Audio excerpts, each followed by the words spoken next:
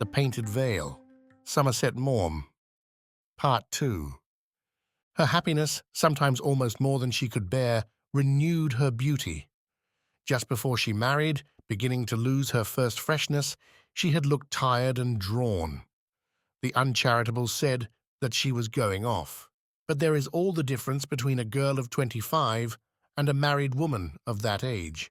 She was like a rosebud that is beginning to turn yellow at the edges of the petals, and then suddenly she was a rose in full bloom. Her starry eyes gained a more significant expression. Her skin, that feature which had always been her greatest pride and most anxious care, was dazzling. It could not be compared to the peach or to the flower. It was they that demanded comparison with it. She looked 18 once more. She was at the height of her glowing loveliness. It was impossible not to remark it, and her women friends asked her in little friendly asides if she was going to have a baby. The indifferent, who had said she was just a very pretty woman with a long nose, admitted that they had misjudged her. She was what Charlie had called her the first time he saw her, a raging beauty. They managed their intrigue with skill. He had a broad back, he told her. I will not have you swank about your figure, she interrupted lightly, and it did not matter about him. But for her sake, they mustn't take the smallest risk. They could not meet often alone, not half often enough for him. But he had to think of her first, sometimes in the curio shop, now and then after luncheon in her house when no one was about. But she saw him a good deal here and there. It amused her then to see the formal way he spoke to her, jovial, for he was always that, with the same manner he used with everyone. Who could imagine when they heard him chaff her with that charming humour of his that so lately he had held her in his passionate arms? She worshipped him. He was splendid, in his smart top boots and his white breeches when he played polo. In tennis clothes, he looked a mere boy. Of course, he was proud of his figure. It was the best figure she had ever seen. He took pains to keep it. He never ate bread or potatoes or butter, and he took a great deal of exercise. She liked the care he took of his hands. He was manicured once a week. He was a wonderful athlete, and the year before he had won the local tennis championship. Certainly he was the best dancer she had ever danced with. It was a dream to dance with him. No one would think he was 40. She told him she did not believe it. I believe it's all bluff, and you're really 25. He laughed. He was well pleased. Oh, my dear, I have a boy of 15. I'm a middle-aged gent. In another 2 or 3 years I shall just be a fat old party. You'll be adorable when you're 100. She liked his black, bushy eyebrows. She wondered whether it was they that gave his blue eyes their disturbing expression. He was full of accomplishments. He could play the piano quite well, ragtime, of course, and he could sing a comic song with a rich voice and good humour. She did not believe there was anything he could not do. He was very clever at his work too, and she shared his pleasure when he told her that the governor had particularly congratulated him on the way he had done some difficult job.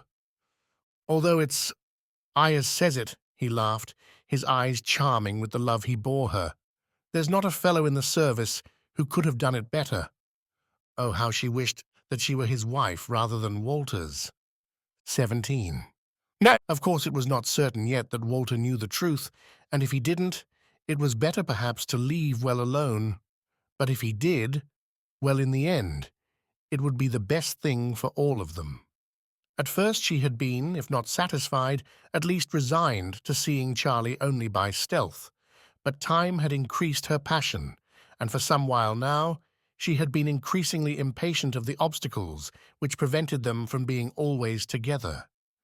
He had told her so often that he cursed his position, which forced him to be so discreet, the ties which bound him and the ties which bound her. How marvellous it would have been, he said, if they were both free. She saw his point of view. No one wanted a scandal, and of course it required a good deal of thinking over before you changed the course of your life. But if freedom were thrust upon them, Ah, then, how simple everything would be. It was not as though anyone would suffer very much. She knew exactly what his relations were with his wife. She was a cold woman, and there had been no love between them for years. It was habit that held them together, convenience, and of course the children. It was easier for Charlie than for her. Walter loved her, but after all he was absorbed in his work. And a man always had his club. He might be upset at first, but he would get over it. There was no reason why he should not marry somebody else. Charlie had told her that he could not make out how she came to throw herself away on Walter Fane. She wondered, half smiling, why a little while before she had been terrified at the thought that Walter had caught them. Of course, it was startling to see the handle of the door slowly turn. But after all, they knew the worst that Walter could do, and they were ready for it. Charlie would feel as great a relief as she that what they both desired more than anything in the world should be thus forced upon them. Walter was a gentleman. She would do him the justice to acknowledge that, and he loved her. He would do the right thing and allow her to divorce him. They had made a mistake, and the lucky thing was that they had found it out before it was too late. She made up her mind exactly what she was going to say to him and how she would treat him. She would be kind, smiling, and firm. There was no need for them to quarrel. Later on, she would always be glad to see him. She hoped honestly that the 2 years they had spent together would remain with him as a priceless memory. I don't suppose Dorothy Townsend will mind divorcing Charlie a bit, she thought. Now the youngest boy is going back to England. It will be much nicer for her to be in England too. There's absolutely nothing for her to do in Ching Yen. She'll be able to spend all the holidays with her boys. And then she's got her father and mother in England. It was all very simple, and everything could be managed without scandal or ill feeling. And then she and Charlie could marry. Kitty drew a long sigh. They would be very happy. It was worth going through a certain amount of bother to achieve that. Confusedly, one picture jostling another, she thought of the life they would lead together, of the fun they would have, and the little journeys they would take together, the house they would live in, the positions he would rise to, and the help she would be to him. He would be very proud of her, and she adored him. But through all these daydreams ran a current of apprehension. It was funny. It was as though the wood and the strings of an orchestra played Arcadian melodies, and in the bass, the drums, softly but with foreboding, beat a grim tattoo. Sooner or later, Walter must come home, and her heart beat fast at the thought of meeting him. It was strange that he had gone away that afternoon without saying a word to her. Of course, she was not frightened of him. After all, what could he do, she repeated to herself, but she could not quite allay her uneasiness. Once more, she repeated what she would say to him. What was the good of making a scene? She was very sorry. Heaven knew she didn't want to cause him pain, but she couldn't help it if she didn't love him. It was no good pretending, and it was always better to tell the truth. She hoped he wouldn't be unhappy, but they had made a mistake, and the only sensible thing was to acknowledge it. She would always think kindly of him. But even as she said this to herself, a sudden gust of fear made the sweat start out in the palms of her hands, and because she was frightened, she grew angry with him. If he wanted to make a scene, that was his lookout.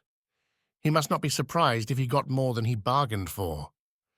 She would tell him that she had never cared 2 pins for him, and that not a day had passed since their marriage without her regretting it. He was dull. Oh, how he'd bored her, bored her, bored her. He thought himself so much better than anyone else. It was laughable. He had no sense of humor. She hated his supercilious air, his coldness, and his self-control. It was easy to be self-controlled when you were interested in nothing and nobody but yourself. He was repulsive to her. She hated to let him kiss her. What had he to be so conceited about? He danced rottenly. He was a wet blanket at a party. He couldn't play or sing. He couldn't play polo, and his tennis was no better than anybody else's. Bridge? Who cared about bridge? Kitty worked herself up into a towering passion. Let him dare to reproach her. All that had happened was his own fault. She was thankful that he knew the truth at last. She hated him and wished never to see him again. Yes, she was thankful that it was all over. Why couldn't he leave her alone? He had pestered her into marrying him, and now she was fed up. Fed up, she repeated aloud, trembling with anger. Fed up! Fed up! She heard the car draw up to the gate of their garden. He was coming up the stairs, 18. He came into the room. Her heart was beating wildly, and her hands were shaking. It was lucky that she lay on the sofa. She was holding an open book, as though she had been reading. He stood for an instant on the threshold, and their eyes met. Her heart sank. She felt on a sudden a cold chill pass through her limbs, and she shivered. She had that feeling which you describe by saying that someone was walking over your grave. His face was deathly pale. She had seen it like that once before, when they sat together in the park, and he asked her to marry him. His dark eyes, immobile and inscrutable, seemed preternaturally large. He knew everything. "You're back early," she remarked.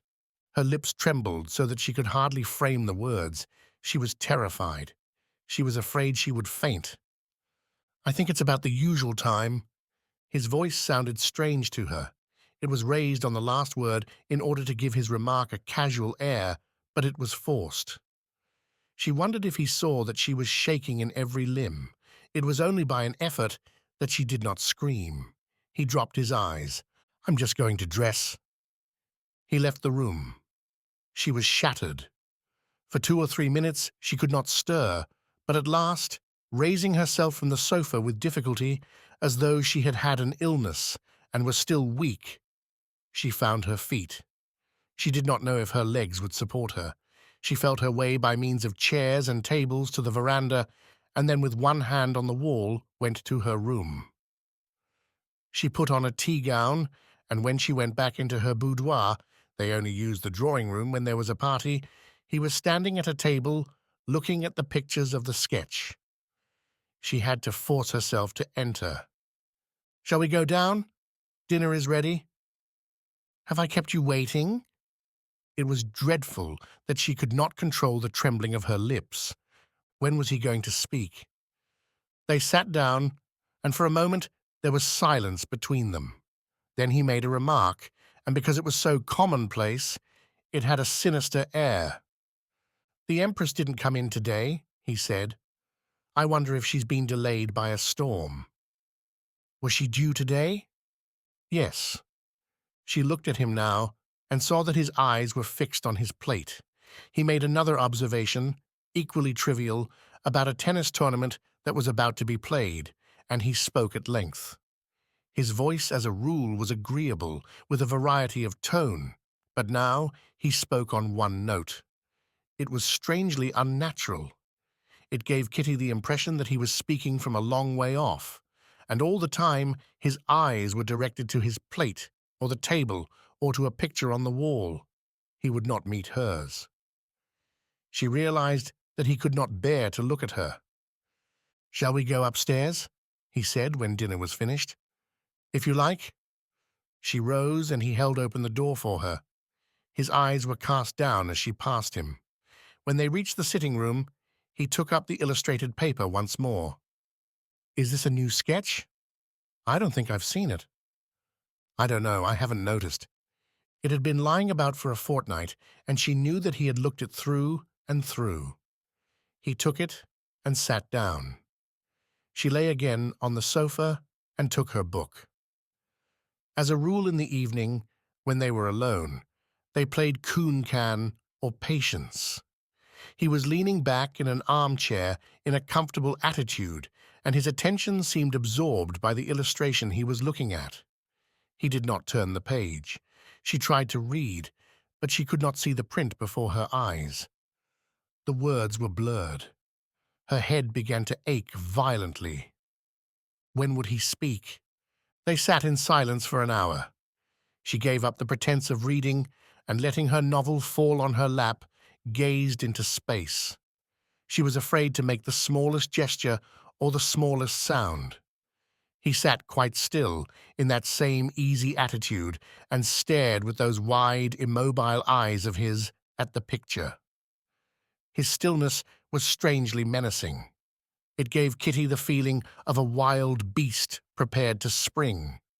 When suddenly he stood up, she started. She clenched her hands and she felt herself grow pale. Now. "I have some work to do," he said in that quiet, toneless voice, his eyes averted. "If you don't mind, I'll go into my study. I dare say you'll have gone to bed by the time I've finished." "I am rather tired tonight." "Well, good night." "Good night." He left the room. 19. As soon as she could next morning, she rang Townsend up at his office. "Yes, what is it?" "I want to see you." "My dear, I'm awfully busy. I'm a working man." "It's very important. Can I come down to the office?" "Oh, no, I wouldn't do that if I were you." "Well, come here then." "I can't possibly get away." "What about this afternoon? And don't you think it would be better if I didn't come to your house?"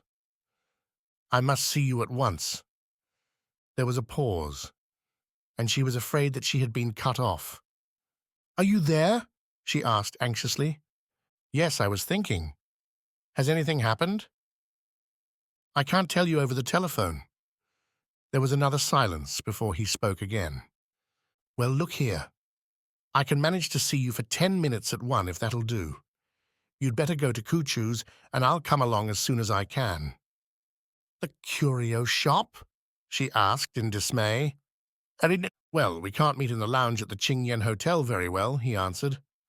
She noticed a trace of irritation in his voice. "Very well.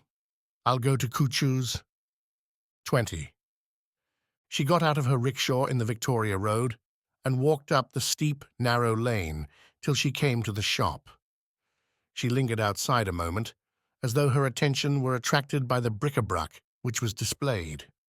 But a boy who was standing there on the watch for customers, recognizing her at once, gave her a broad smile of connivance. He said something in Chinese to someone within, and the master, a little, fat-faced man in a black gown, came out and greeted her. She walked in quickly. "Mr. Townsend no come yet. You go top side, yes?" She went to the back of the shop and walked up the rickety, dark stairs.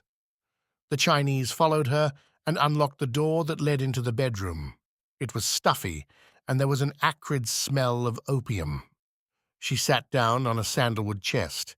In a moment she heard a heavy step on the creaking stairs. Townsend came in and shut the door behind him. His face bore a sullen look, but as he saw her it vanished, and he smiled in that charming way of his. He took her quickly in his arms and kissed her lips. "Now what's the trouble?" "It makes me feel better just to see you," she smiled. He sat down on the bed and lit a cigarette. "You look rather washed out this morning." "I don't wonder," she answered. "I don't think I closed my eyes all night." He gave her a look. He was smiling still, but his smile was a little set and unnatural. She thought there was a shade of anxiety in his eyes. "He knows," she said. There was an instant's pause before he answered. "What did he say?" "He hasn't said anything." "What?" He looked at her sharply. "What makes you think he knows then?" "Everything. His look. The way he talked at dinner." "Was he disagreeable?" "No, on the contrary, he was scrupulously polite. For the first time since we married, he didn't kiss me good night." She dropped her eyes. She was not sure if Charlie understood. As a rule, Walter took her in his arms and pressed his lips to hers and would not let them go. His whole body grew tender and passionate with his kiss. Why do you imagine he didn't say anything? I don't know. There was a pause. Kitty sat very still on the sandalwood box and looked with anxious attention at Townsend. His face once more was sullen, and there was a frown between his brows. His mouth drooped a little at the corners, but all at once he looked up, and a gleam of malicious amusement came into his eyes. I wonder if he's going to say anything. She did not answer. She did not know what he meant. After all, he wouldn't be the first man who's shut his eyes in a case of this sort. What has he to gain by making a row? If he'd wanted to make a row, he would have insisted on coming into your room. His eyes twinkled and his lips broke into a broad smile. We should have looked a pair of damned fools. I wish you could have seen his face last night. I expect he was upset. It was naturally a shock. It's a damned humiliating position for any man. He always looks a fool. Walter doesn't give me the impression of a fellow who'd care to wash a lot of dirty linen in public. I don't think he would, she answered reflectively. He's very sensitive. I've discovered that. That's all to the good as far as we're concerned. You know, it's a very good plan to put yourself in somebody else's shoes and ask yourself how you would act in his place. There's only one way in which a man can save his face when he's in that sort of position, and that is to pretend he knows nothing. I bet you anything you like that that is exactly what he's going to do. The more Townsend talked, the more buoyant he became. His blue eyes sparkled, and he was once more his gay and jovial self. He irradiated an encouraging confidence. Heaven knows I don't want to say anything disagreeable about him, but when you come down to brass tacks, a bacteriologist is no great shakes. The chances are that I shall be colonial secretary when Simmons goes home, and it's to Walter's interest to keep on the right side of me. He's got his bread and butter to think of, like the rest of us. Do you think the Colonial Office are going to do much for a fellow who makes a scandal? Believe me, he's got everything to gain by holding his tongue and everything to lose by kicking up a row. Kitty moved uneasily. She knew how shy Walter was, and she could believe that the fear of a scene and the dread of public attention might have influence upon him. But she could not believe that he would be affected by the thought of a material advantage. Perhaps she didn't know him very well, but Charlie didn't know him at all. Has it occurred to you that he's madly in love with me? He did not answer, but he smiled at her with roguish eyes. She knew and loved that charming look of his. Well, what is it? I know you're going to say something awful. Well, you know, women are often under the impression that men are much more madly in love with them than they really are. For the first time, she laughed.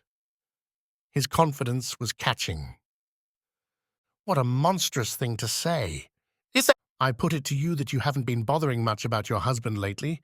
Perhaps he isn't quite so much in love with you as he was.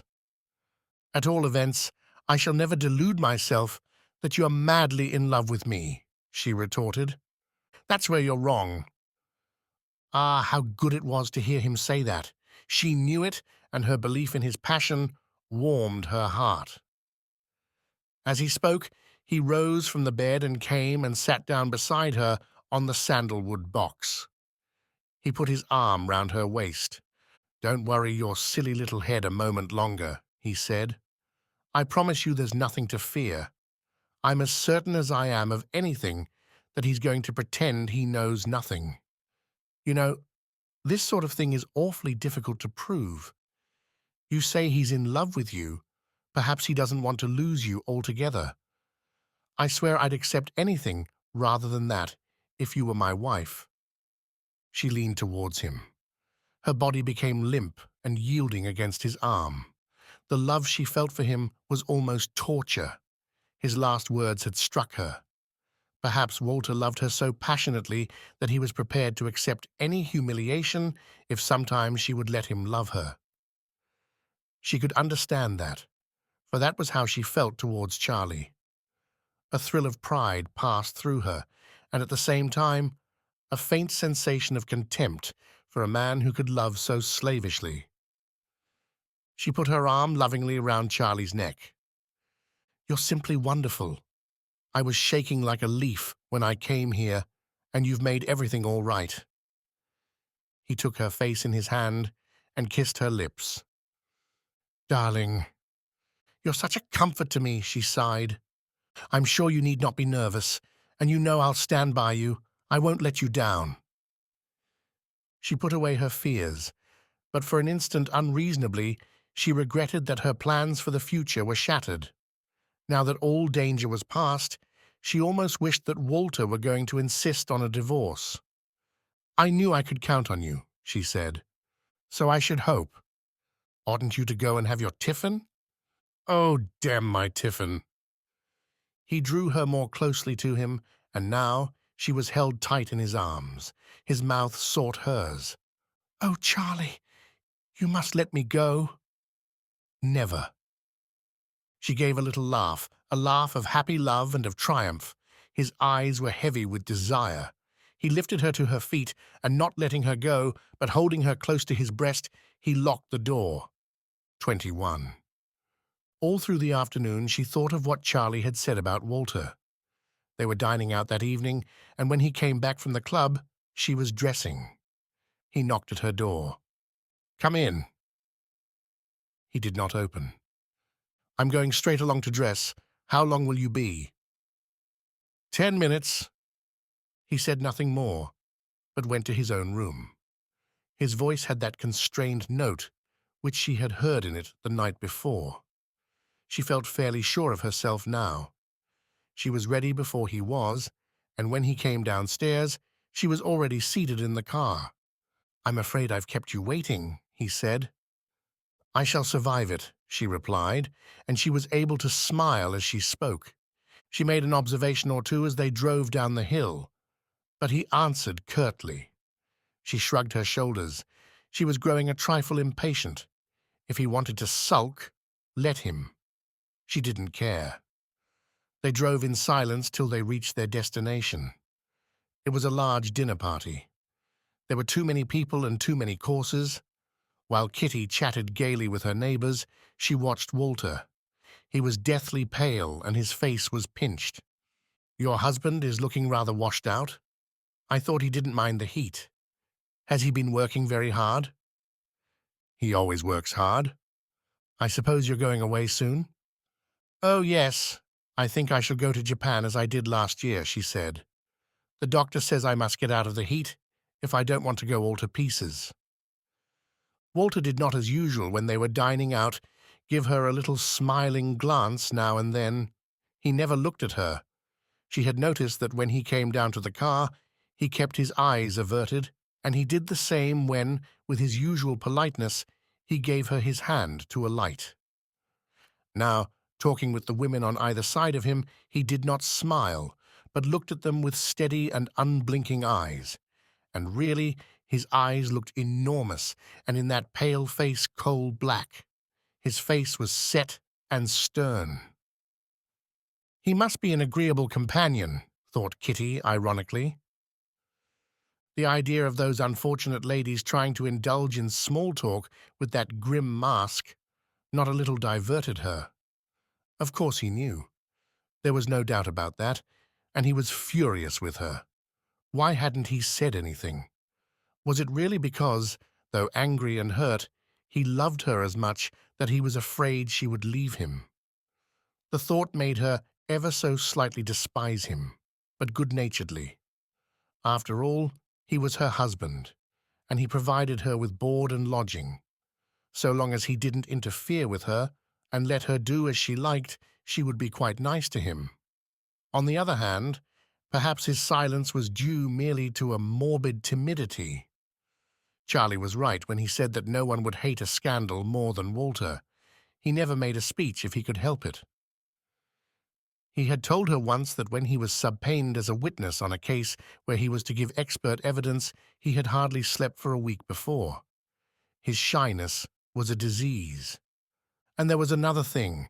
Men were very vain, and so long as no one knew what had happened, it might be that Walter would be content to ignore it. Then she wondered whether by any possibility Charlie was right when he suggested that Walter knew which side his bread was buttered. Charlie was the most popular man in the colony and soon would be colonial secretary. He could be very useful to Walter. On the other hand, he could make himself very unpleasant if Walter put his back up. Her heart exulted as she thought of her lover's strength and determination. She felt so defenseless in his virile arms. Men were strange. It would never have occurred to her that Walter was capable of such baseness, and yet you never knew. Perhaps his seriousness was merely a mask for a mean and pettifogging nature. The more she considered it, the more likely it seemed that Charlie was right, and she turned her glance once more on her husband.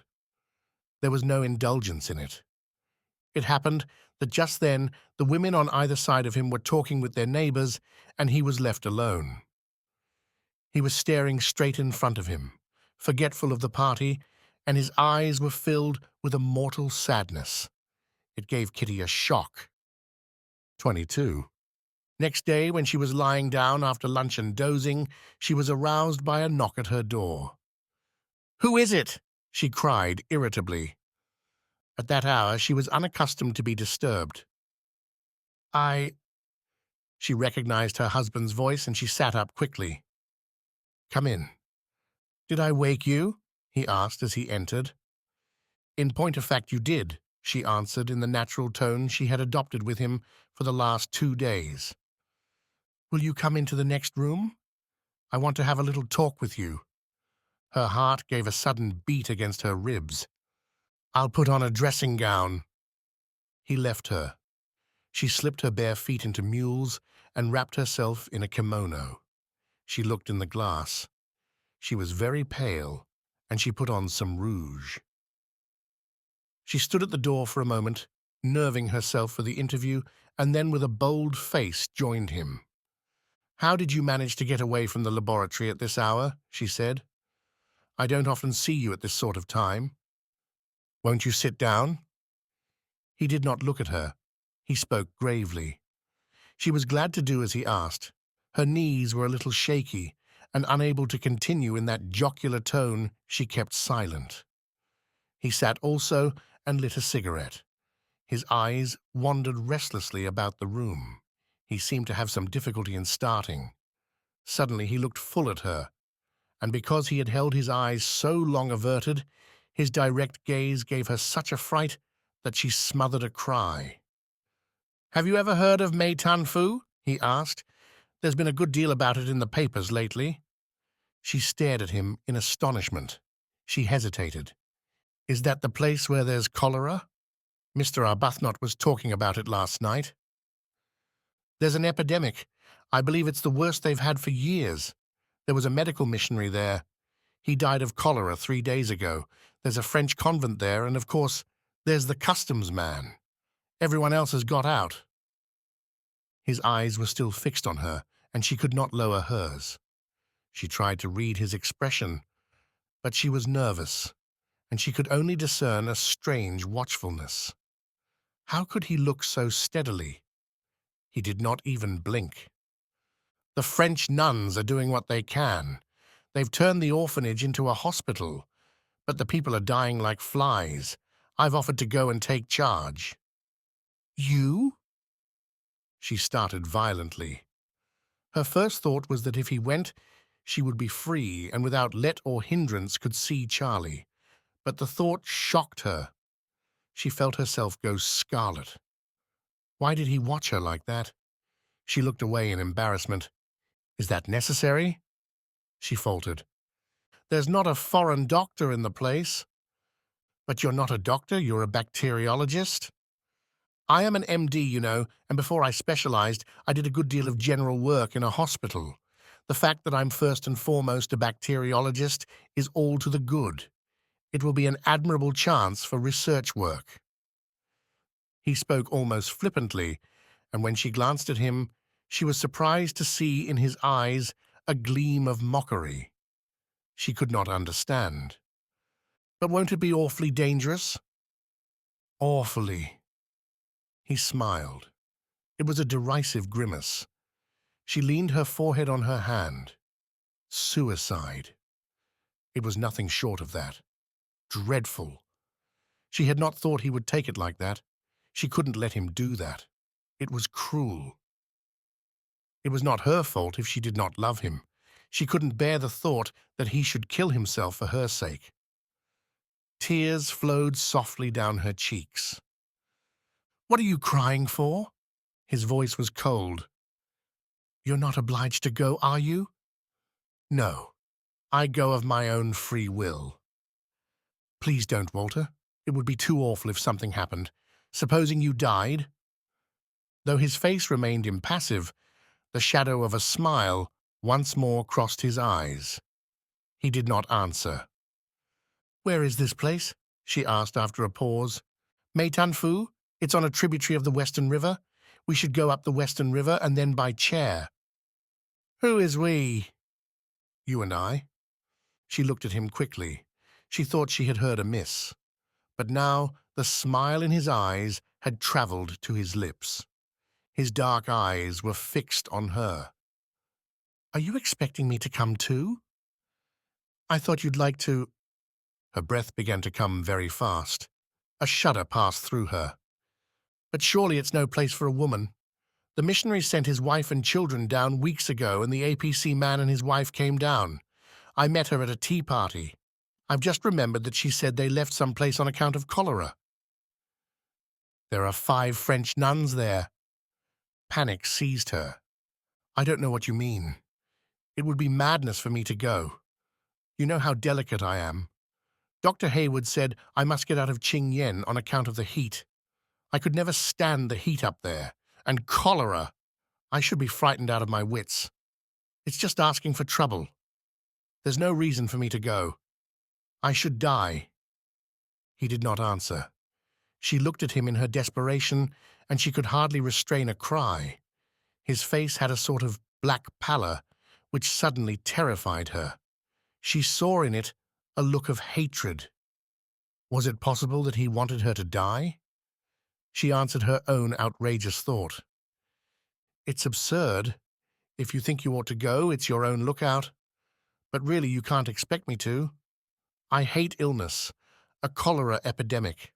I don't pretend to be very brave, and I don't mind telling you that I haven't pluck for that. I shall stay here until it's time for me to go to Japan. I should have thought that you would want to accompany me when I'm about to set out on a dangerous expedition." He was openly mocking her now. She was confused. She did not quite know whether he meant what he said or was merely trying to frighten her. "I don't think anyone could reasonably blame me for refusing to go to a dangerous place where I had no business or where I could be of no use." "You could be of the greatest use. You could cheer and comfort me." She grew even a little paler. "I don't understand what you're talking about. I shouldn't have thought it needed more than average intelligence." "I'm not going, Walter. It's monstrous to ask me." "Then I shall not go either. I shall immediately file my petition." 23. She looked at him blankly.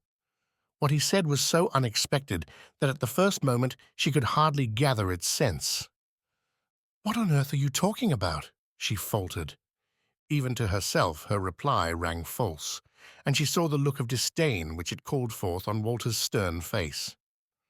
"I'm afraid you've thought me a bigger fool than I am." She did not quite know what to say. She was undecided whether indignantly to assert her innocence or to break out into angry reproaches. He seemed to read her thoughts. "I've got all the proof necessary." She began to cry.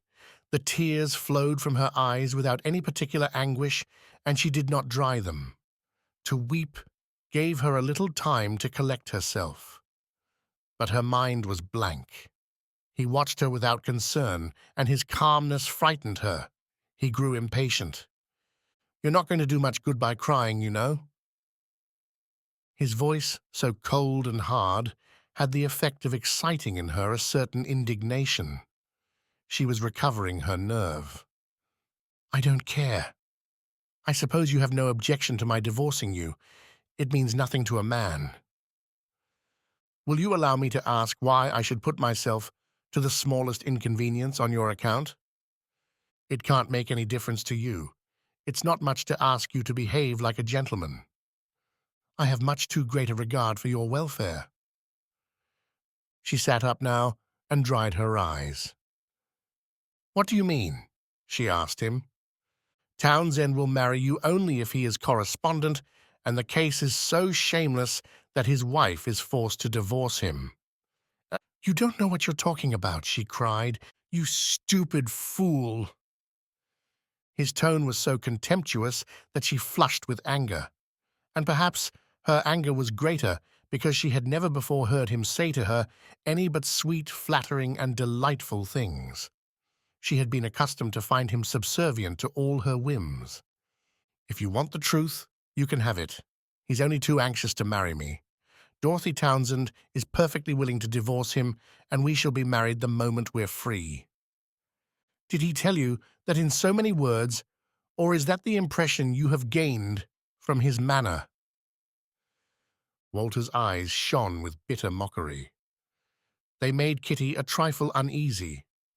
She was not quite sure that Charlie had ever said exactly that in so many words. He said it over and over again. That's a lie, and you know it's a lie. He loves me with all his heart and soul. He loves me as passionately as I love him. You found out. I'm not going to deny anything. Why should I? We've been lovers for a year, and I'm proud of it. He means everything in the world to me, and I'm glad that you know at last. We're sick to death of secrecy and compromise, and all the rest of it. It was a mistake that I ever married you. I never should have done it. I was a fool. I never cared for you. We never had anything in common. I don't like the people you like, and I'm bored by the things that interest you. I'm thankful it's finished. He watched her without a gesture and without a movement of his face. He listened attentively, and no change in his expression showed that what she said affected him. Do you know why I married you? Because you wanted to be married before your sister Doris. It was true, but it gave her a funny little turn to realize that he knew it. Oddly enough, even in that moment of fear and anger, it excited her compassion. He faintly smiled. I had no illusions about you, he said. I knew you were silly and frivolous and empty-headed, but I loved you. I knew that your aims and ideals were vulgar and commonplace, but I loved you. I knew that you were second-rate, but I loved you. It's comic when I think how hard I tried to be amused by the things that amused you, and how anxious I was to hide from you that I wasn't ignorant and vulgar and scandal-mongering and stupid. I knew how frightened you were of intelligence, and I did everything I could to make you think me as big a fool as the rest of the men you knew. I knew that you'd only married me for convenience. I loved you so much, I didn't care. Most people, as far as I can see, when they're in love with someone and the love isn't returned, feel that they have a grievance. They grow angry and bitter. I wasn't like that. I never expected you to love me. I didn't see any reason that you should. I never thought myself very lovable. I was thankful to be allowed to love you, and I was enraptured when now and then I thought you were pleased with me, or when I noticed in your eyes a gleam of good-humored affection. I tried not to bore you with my love. I knew I couldn't afford to do that, and I was always on the lookout for the first sign that you were impatient with my affection. What most husbands expect as a right, I was prepared to receive as a favor. Kitty, accustomed to flattery all her life, had never heard such things said to her before. Blind wrath, driving out fear, arose in her heart. It seemed to choke her, and she felt the blood vessels in her temples swell and throb. Wounded vanity can make a woman more vindictive than a lioness robbed of her cubs. Kitty's jaw, always a little too square, protruded with an apish hideousness, and her beautiful eyes were black with malice, but she kept her temper in check. If a man hasn't what's necessary to make a woman love him, it's his fault, not hers. Evidently. His derisive tone increased her irritation. She felt that she could wound him more by maintaining her calm. I'm not very well educated and I'm not very clever. I'm just a perfectly ordinary young woman. I like the things that the people like among whom I've lived all my life. I like dancing and tennis and theatres, and I like the men who play games. It's quite true that I've always been bored by you and by the things you like. They mean nothing to me, and I don't want them to. You dragged me round those interminable galleries in Venice. I should have enjoyed myself much more playing golf at Sandwich. I know. I'm sorry if I haven't been all that you expected me to be. Unfortunately, I always found you physically repulsive. You can hardly blame me for that. I don't. Kitty could more easily have coped with the situation if he had raved and stormed. She could have met violence with violence. His self-control was inhuman, and she hated him now as she had never hated him before. I don't think you're a man at all. Why didn't you break into the room when you knew I was there with Charlie? You might at least have tried to thrash him. Were you afraid? But the moment she had said this, she flushed, for she was ashamed. He did not answer, but in his eyes she read an icy disdain. The shadow of a smile flickered on his lips. It may be that, like a historical character, I am too proud to fight. Kitty, unable to think of anything to answer, shrugged her shoulders. For a moment longer, he held her in his immobile gaze. I think I've said all I had to say. If you refuse to come to Meitanfu, I shall file my petition. Why won't you consent to let me divorce you? He took his eyes off her at last. He leaned back in his chair and lit a cigarette. He smoked it to the end without saying a word.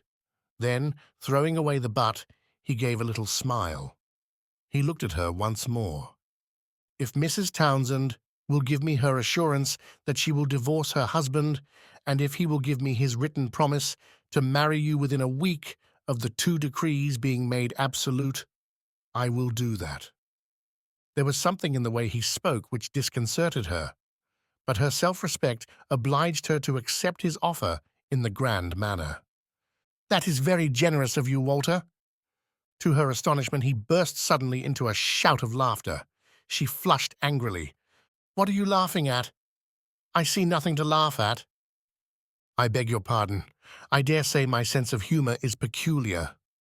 She looked at him, frowning. She would have liked to say something bitter and wounding, but no rejoinder occurred to her. He looked at his watch. Yep, you had better look sharp if you want to catch Townsend at his office. If you decide to come with me to Meitanfu, it would be necessary to start the day after tomorrow. Do you want me to tell him today? They say there is no time like the present. Her heart began to beat a little faster. It was not uneasiness that she felt, it was. She didn't quite know what it was. She wished she could have had a little longer. She would have liked to prepare Charlie. But she had the fullest confidence in him. He loved her as much as she loved him, and it was treacherous even to let the thought cross her mind that he would not welcome the necessity that was forced upon them. She turned to Walter gravely. I don't think you know what love is. You can have no conception how desperately in love Charlie and I are with one another. It really is the only thing that matters, and every sacrifice that our love calls for will be as easy as falling off a log. He gave a little bow, but said nothing, and his eyes followed her as she walked with measured step from the room. 24. She sent in a little note to Charlie on which she had written, Please see me. It is urgent. A Chinese boy asked her to wait and brought the answer that Mr. Townsend would see her in 5 minutes. She was unaccountably nervous. When at last she was ushered into his room, Charlie came forward to shake hands with her. But the moment the boy, having closed the door, left them alone, he dropped the affable formality of his manner. I say, my dear, you really mustn't come here in working hours. I've got an awful lot to do and we don't want to give people a chance to gossip. She gave him a long look with those beautiful eyes of hers and tried to smile, but her lips were stiff and she could not. I wouldn't have come unless it was necessary. He smiled and took her arm. Well, since you're here, come and sit down. It was a long bare room, narrow, with a high ceiling. Its walls were painted in 2 shades of terracotta. The only furniture consisted of a large desk, a revolving chair for Townsend to sit in, and a leather armchair for visitors. It intimidated Kitty to sit in this. He sat at the desk. She had never seen him in spectacles before. She didn't know that he used them.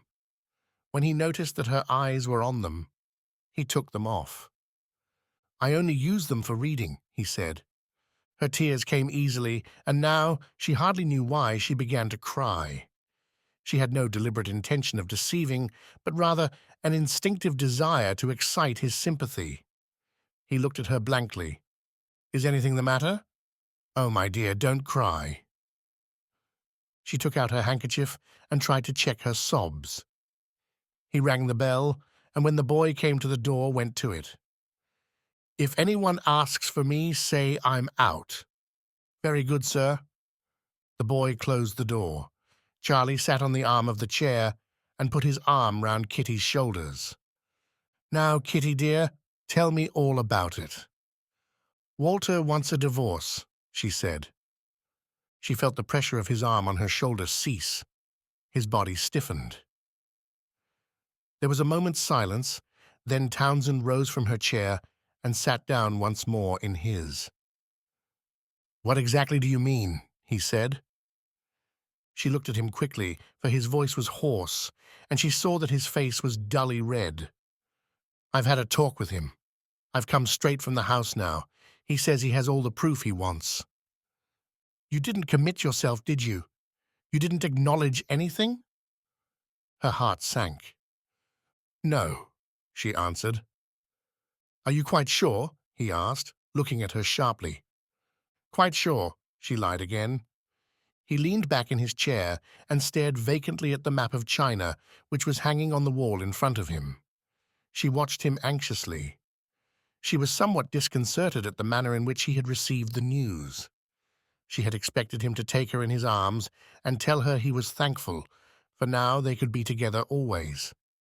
But of course, men were funny.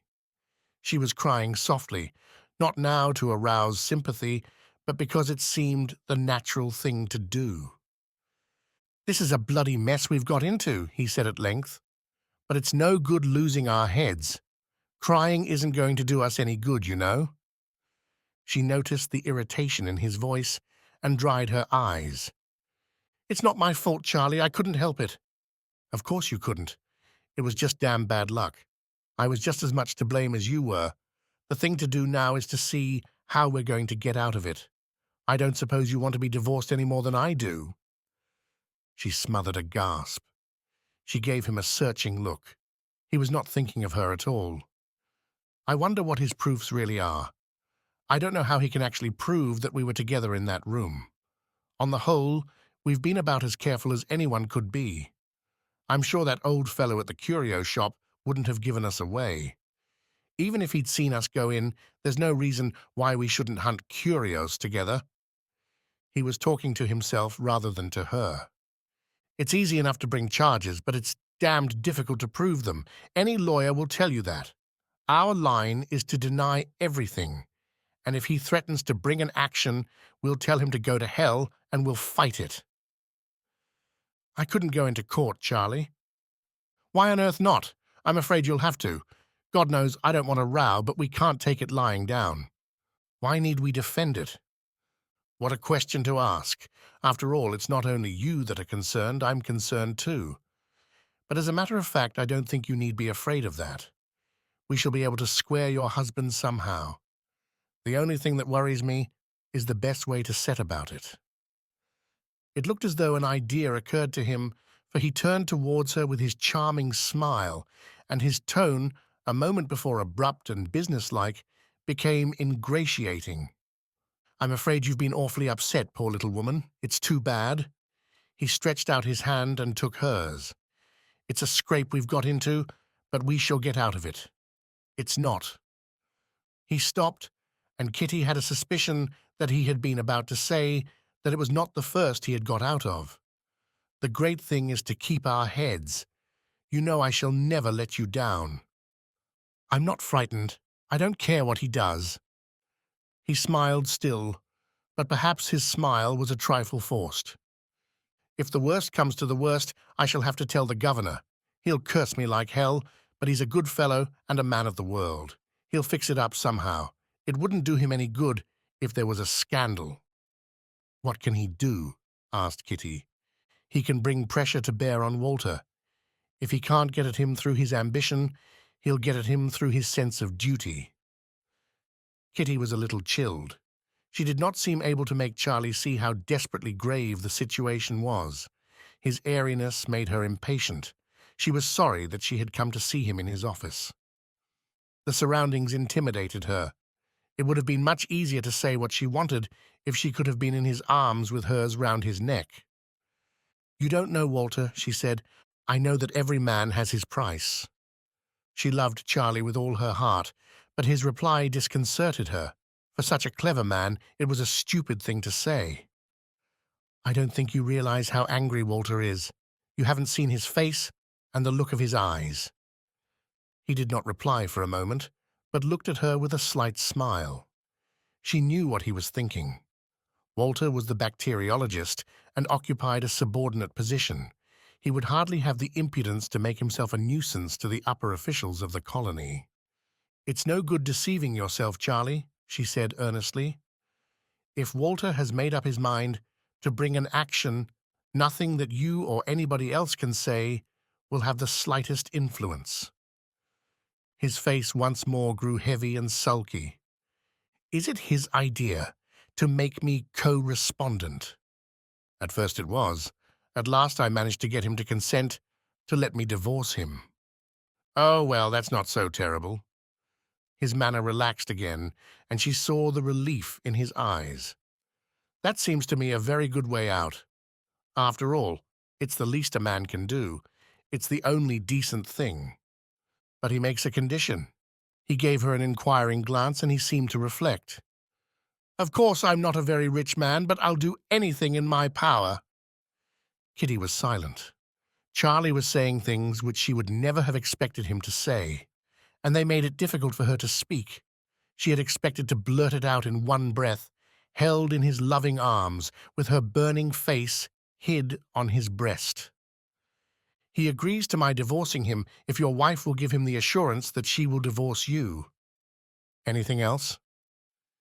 Kitty could hardly find her voice. And it's awfully hard to say, Charlie, it sounds dreadful, if you'll promise to marry me within a week of the decrees being made absolute. 25. For a moment he was silent. Then he took her hand again and pressed it gently. You know, darling, he said, whatever happens, we must keep Dorothy out of this. She looked at him blankly. But I don't understand. How can we? Well, we can't only think of ourselves in this world. You know, other things being equal, there's nothing in the world I'd love more than to marry you. But it's quite out of the question. I know Dorothy. Nothing would induce her to divorce me. Kitty was becoming horribly frightened. She began to cry again. He got up and sat down beside her with his arm round her waist. Try not to upset yourself, darling. We must keep our heads. I thought you loved me. Of course I love you, he said tenderly. You surely can't have any doubt of that now. If she won't divorce you, Walter will make you co-respondent. He took an appreciable time to answer. His tone was dry. Of course that would ruin my career, but I'm afraid it wouldn't do you much good. If the worst came to the worst, I should make a clean breast of it to Dorothy. She'd be dreadfully hurt and wretched, but she'd forgive me. He had an idea. I'm not sure if the best plan wouldn't be to make a clean breast of it anyhow. If she went to your husband, I dare say she could persuade him to hold his tongue. Does that mean you don't want her to divorce you? Well, I have got my boys to think of, haven't I? And naturally, I don't want to make her unhappy. We've always got on very well together. She's been an awfully good wife to me, you know. Why did you tell me that she meant nothing to you? I never did. I said I wasn't in love with her. We haven't slept together for years except now and then, on Christmas Day, for instance, or the day before she was going home, or the day she came back. She isn't a woman who cares for that sort of thing. But we've always been excellent friends. I don't mind telling you that I depend on her more than anyone has any idea of. Don't you think it would have been better to leave me alone then? She found it strange that with terror catching her breath, she could speak so calmly. You were the loveliest little thing I'd seen for years. I just fell madly in love with you. You can't blame me for that. After all, you said you'd never let me down. But good God, I'm not going to let you down. We've got in an awful scrape, and I'm going to do everything that's humanly possible to get you out of it. Except the one obvious and natural thing. He stood up and returned to his own chair. My dear, you must be reasonable. We'd much better face the situation frankly. I don't want to hurt your feelings, but really, I must tell you the truth. I'm very keen on my career.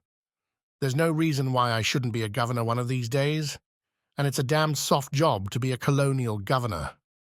Unless we can hush this up, I don't stand a dog's chance. I may not have to leave the service, but there'll always be a black mark against me. If I do have to leave the service, then I must go into business in China, where I know people. In either case, my only chance is for Dorothy to stick to me. Was it necessary to tell me that you wanted nothing in the world but me? The corners of his mouth drooped peevishly. Oh, my dear, it's rather hard to take quite literally the things a man says when he's in love with you. Didn't you mean them? At the moment? And what's to happen to me if Walter divorces me? If we really haven't a leg to stand on, of course, we won't defend. There shouldn't be any publicity, and people are pretty broad-minded nowadays. For the first time, Kitty thought of her mother. She shivered. She looked again at Townsend. Her pain now was tinged with resentment. I'm sure you'd have no difficulty in bearing any inconvenience that I had to suffer, she said. We're not going to get much further by saying disagreeable things to one another, he answered. She gave a cry of despair. It was dreadful that she should love him so devotedly and yet feel such bitterness towards him. It was not possible that he understood how much he meant to her. Oh, Charlie, don't you know how I love you? But, my dear, I love you. Only we're not living in a desert island, and we've got to make the best we can out of the circumstances that are forced upon us. You really must be reasonable. How can I be reasonable? To me, our love was everything, and you were my whole life. It is not very pleasant to realize that to you it was only an episode. Of course it wasn't an episode, but you know, when you asked me to get my wife, to whom I'm very much attached, to divorce me and ruin my career by marrying you, you're asking a good deal. No more than I'm willing to do for you. The circumstances are rather different. The only difference is that you don't love me. One can be very much in love with a woman without wishing to spend the rest of one's life with her. She gave him a quick look, and despair seized her. Heavy tears rolled down her cheeks. Oh, how cruel! How can you be so heartless? She began to sob hysterically. He gave an anxious glance at the door. My dear, do try and control yourself. You don't know how I love you, she gasped. I can't live without you. Have you no pity for me? She could not speak any more. She wept without restraint. I don't want to be unkind, and heaven knows I don't want to hurt your feelings, but I must tell you the truth. It's the ruin of my whole life. Why couldn't you leave me alone? What harm had I ever done you? Of course, if it does you any good to put all the blame on me, you may. Kitty blazed with sudden anger. I suppose I threw myself at your head. I suppose I gave you no peace till you yielded to my entreaties. I don't say that. But I certainly should never have thought of making love to you if you hadn't made it perfectly clear that you were ready to be made love to. Oh, the shame of it. She knew that what he said was true. His face now was sullen and worried, and his hands moved uneasily. Every now and then he gave her a little glance of exasperation. "Won't your husband forgive you?" he said after a while. "I never asked him." Instinctively, he clenched his hands. She saw him suppress the exclamation of annoyance which came to his lips. "Why don't you go to him and throw yourself on his mercy? If he's as much in love with you as you say, he's bound to forgive you." "How little you know him." 26. She wiped her eyes. She tried to pull herself together. "Charlie, if you desert me, I shall die." She was driven now to appeal to his compassion. She ought to have told him at once.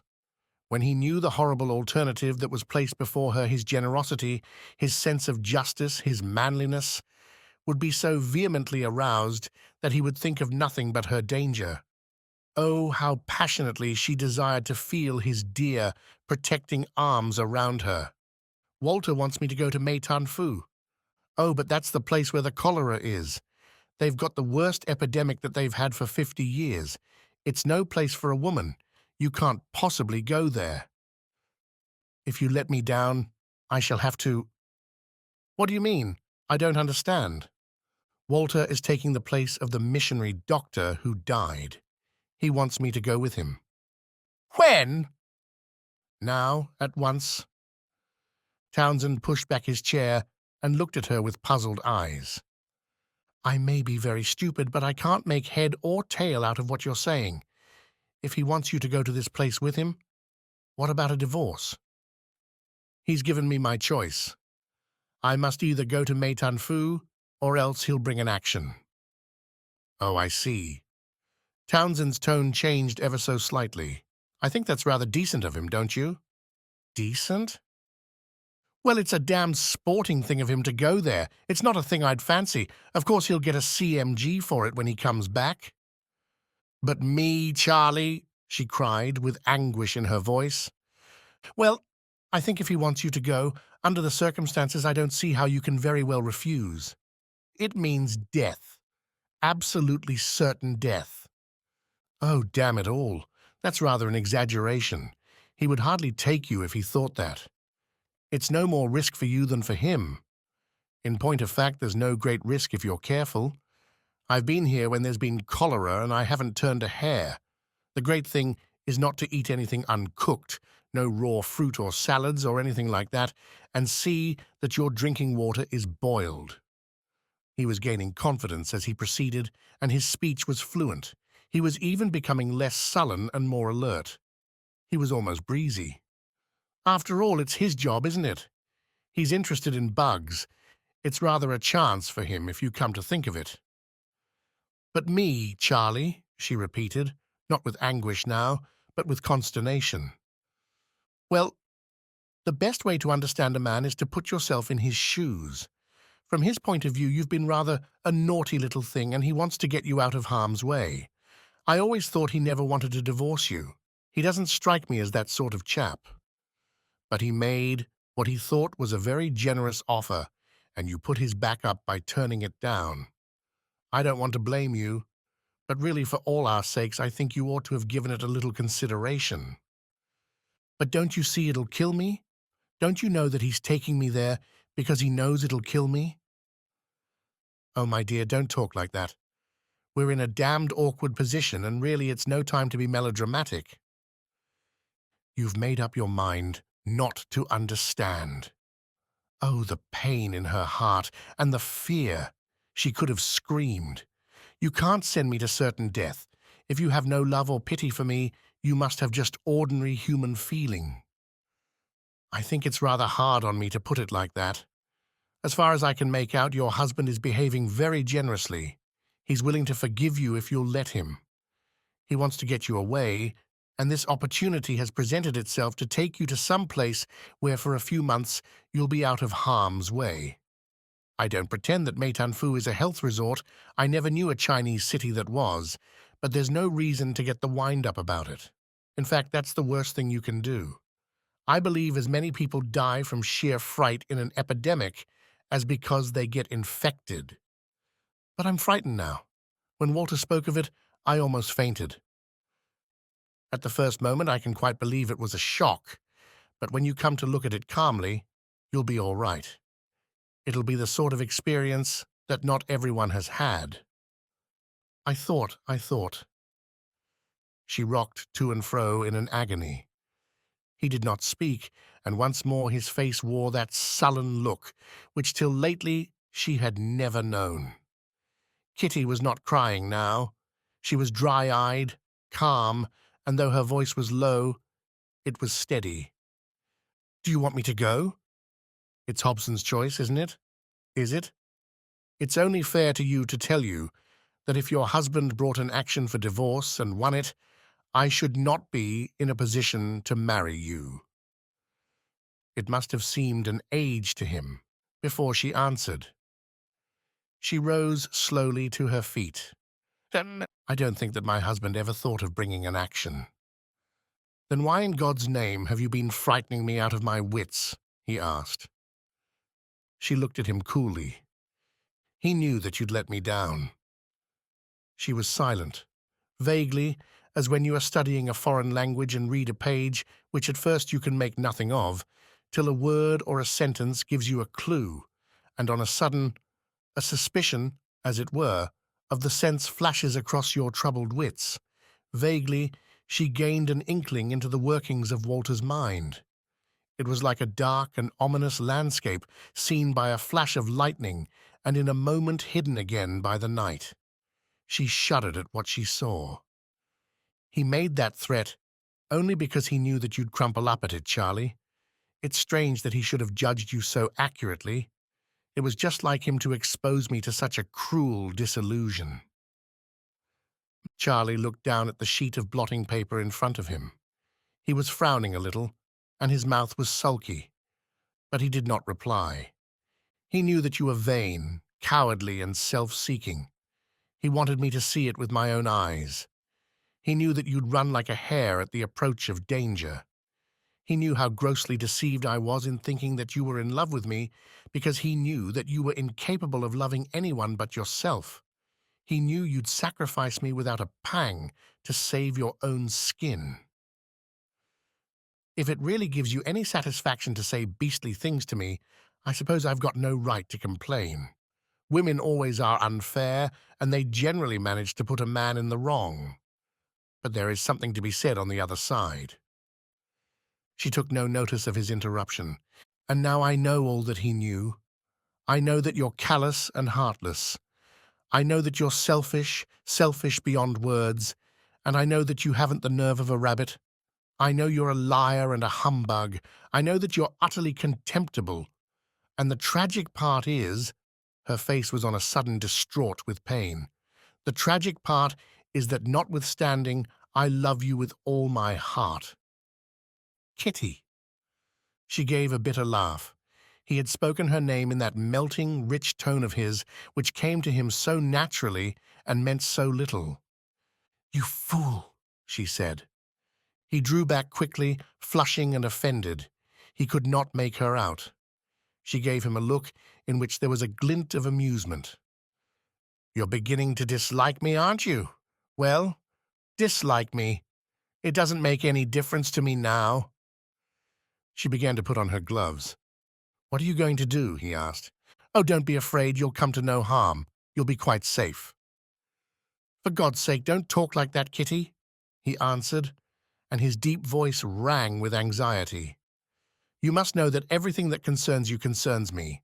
I shall be frightfully anxious to know what happens. What are you going to say to your husband?" "I'm going to tell him that I'm prepared to go to Meitanfu with him. Perhaps, when you consent, he won't insist." He could not have known why, when he said this, she looked at him so strangely. "You're not really frightened?" he asked her. "No," she said. "You've inspired me with courage. To go into the midst of a cholera epidemic will be a unique experience, and if I die of it, well, I die. I was trying to be as kind to you as I could." She looked at him again. Tears sprang into her eyes once more, and her heart was very full. The impulse was almost irresistible to fling herself on his breast and crush her lips against his. It was no use.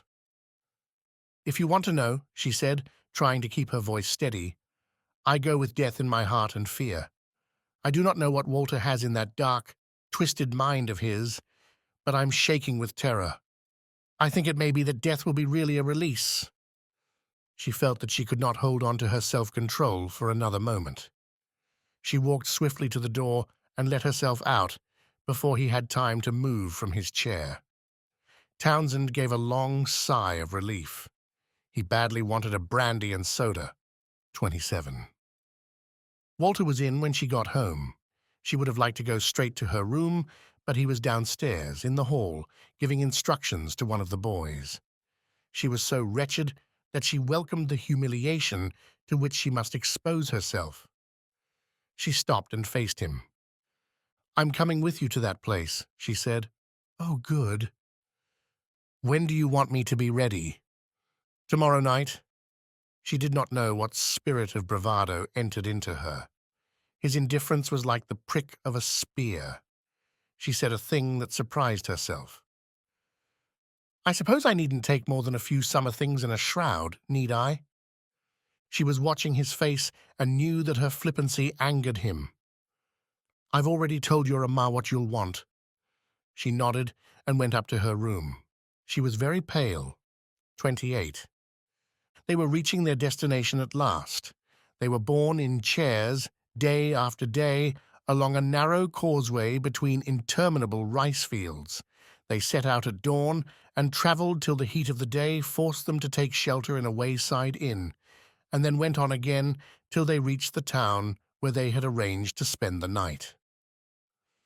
Kitty's chair headed the procession, and Walter followed her. Then, in a straggling line, came the coolies that bore their bedding, stores, and equipment. Kitty passed through the country with unseeing eyes. All through the long hours, the silence broken only by an occasional remark from one of the bearers or a snatch of uncouth song. She turned over in her tortured mind the details of that heart-rending scene in Charlie's office. Recalling what he had said to her and what she had said to him, she was dismayed to see what an arid and businesslike turn their conversation had taken.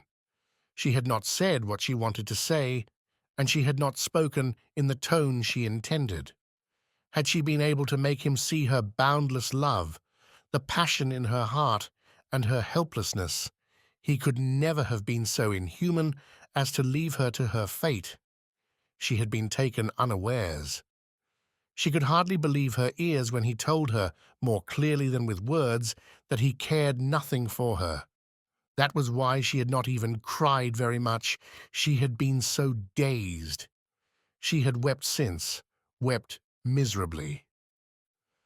At night in the inns, sharing the principal guest chamber with her husband, and conscious that Walter, lying on his camp bed a few feet away from her, lay awake, she dug her teeth in the pillow so that no sound might escape her.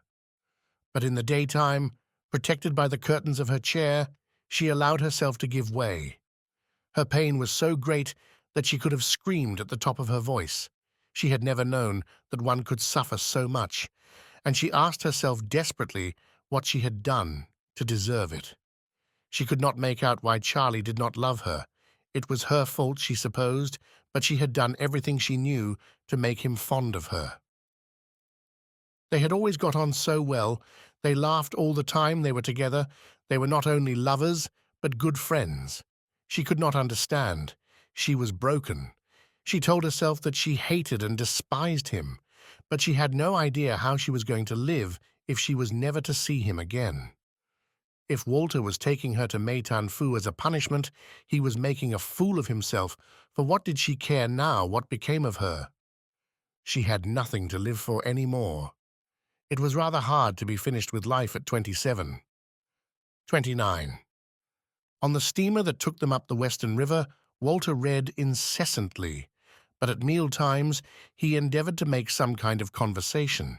He talked to her as though she were a stranger with whom he happened to be making the journey, of indifferent things, from politeness, Kitty imagined, or because so he could render more marked the gulf that separated them.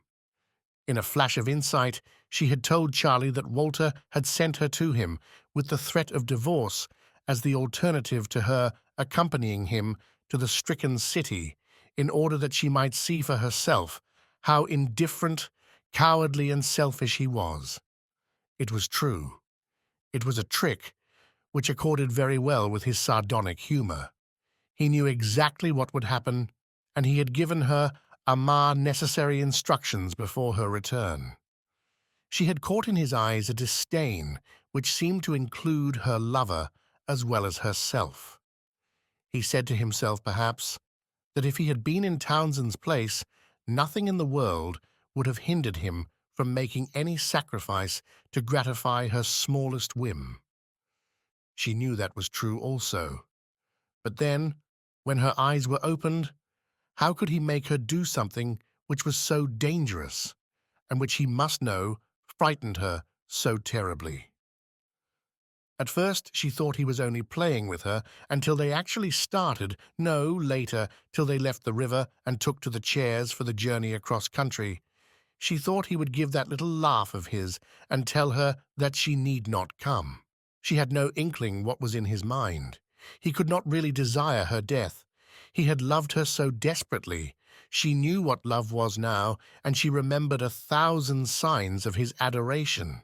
For him, really, in the French phrase, she did make fine weather and foul. It was impossible that he did not love her still. Did you cease to love a person because you had been treated cruelly? She had not made him suffer as Charlie had made her suffer. And yet, if Charlie made a sign, notwithstanding everything, even though she knew him now, she would abandon all the world had to offer and fly to his arms. Even though he had sacrificed her and cared nothing for her, even though he was callous and unkind, she loved him. At first she thought that she had only to bide her time, and sooner or later Walter would forgive her. She had been too confident of her power over him to believe that it was gone forever.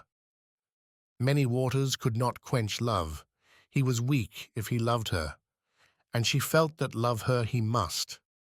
But now she was not quite sure. When in the evening he sat reading in the straight-backed blackwood chair of the inn, with the light of a hurricane lamp on his face, she was able to watch him at her ease. She lay on the pallet on which her bed presently would be set, and she was in shadow. Those straight, regular features of his made his face look very severe. You could hardly believe that it was possible for them on occasion to be changed by so sweet a smile. He was able to read as calmly as though she were 1,000 miles away. She saw him turn the pages, and she saw his eyes move regularly as they travelled from line to line. He was not thinking of her, and when, the table being set and dinner brought in, he put aside his book and gave her a glance, not knowing how the light on his face threw into distinctness his expression. She was startled to see in his eyes a look of physical distaste. Yes, it startled her. Was it possible that his love had left him entirely? Was it possible that he really designed her death? It was absurd. That would be the act of a madman. It was odd, the little shiver that ran through her as the thought occurred to her that perhaps Walter was not quite sane. Sex.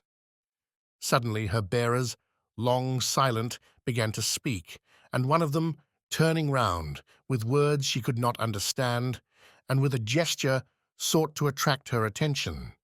She looked in the direction he pointed, and there, on the top of a hill, saw an archway. She knew by now that it was a memorial in compliment of a fortunate scholar or a virtuous widow. She had passed many of them since they left the river. But this one, silhouetted against the westering sun, was more fantastic and beautiful than any she had seen. Yet she knew not why. It made her uneasy. It had a significance which she felt but could not put into words. Was it a menace that she vaguely discerned, or was it derision? She was passing a grove of bamboos, and they leaned over the causeway strangely as if they would detain her. Though the summer evening was windless, their narrow green leaves shivered a little. It gave her the sensation that someone hidden among them was watching her as she passed. Now they came to the foot of the hill, and the rice fields ceased. The bearers took it with a swinging stride. The hill was covered close with little green mounds, close, close to one another, so that the ground was ribbed like the sea sand when the tide has gone out. And this she knew too, for she had passed just such a spot as they approached each populous city and left it. It was the graveyard. Now she knew why the bearers had called her attention to the archway that stood on the crest of the hill. They had reached the end of their journey. They passed through the archway, and the chair-bearers paused to change the pole from shoulder to shoulder. One of them wiped his sweating face with a dirty rag. The causeway wound down. There were bedraggled houses on each side. Now the night was falling, but the bearers on a sudden broke into excited talk, and with a jump that shook her, ranged themselves as near as they could to the wall. In a moment, she knew what had startled them, for as they stood there, chattering to one another, 4 peasants passed, quick and silent, bearing a new coffin, unpainted, and its fresh wood gleamed white in the approaching darkness. Kitty felt her heart beat in terror against her ribs. The coffin passed, but the bearers stood still. It seemed as though they could not summon up the will to go on. But there was a shout from behind, and they started. They did not speak now. They walked for a few minutes longer, and then turned sharply into an open gateway. The chair was set down. She had arrived.